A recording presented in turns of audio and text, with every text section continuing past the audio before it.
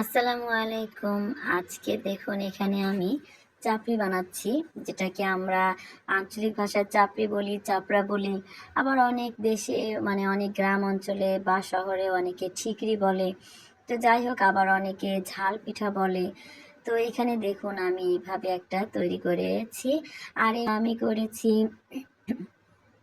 চালের গুঁড়ো, একটু ময়দা, একটু বেশি করে পেঁয়াজ, কাঁচামরিচ, একটু গুঁড়ো মানে আপনার মশলা অর্থাৎ ভাজা জিরের গুঁড়ো, তারপরে হচ্ছে ধনিয়া গুঁড়ো আর একটু রসুন পেস্ট, এগুলো দিয়ে আমি একটা খামির তৈরি করে এর একটা তেলের মধ্যে দিয়েছি।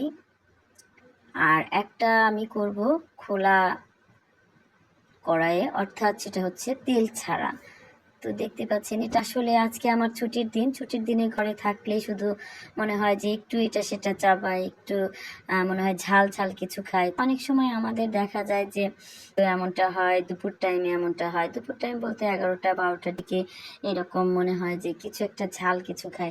তো আশা করছি আপনারা এটা বানিয়ে খেলে আপনাদেরও ভালো লাগবে। তো আমি এইভাবে রেডি করেছি। আর এটা খেতে আমার ভালোও লাগে। আপনারা একেকজন একেক রকম করতে পারেন, তেল ছাড়া, তেল দিয়ে। দেখুন দেখুন এখানে আমি কত সুন্দর করে লালচে করে ভেজে নিয়েছি।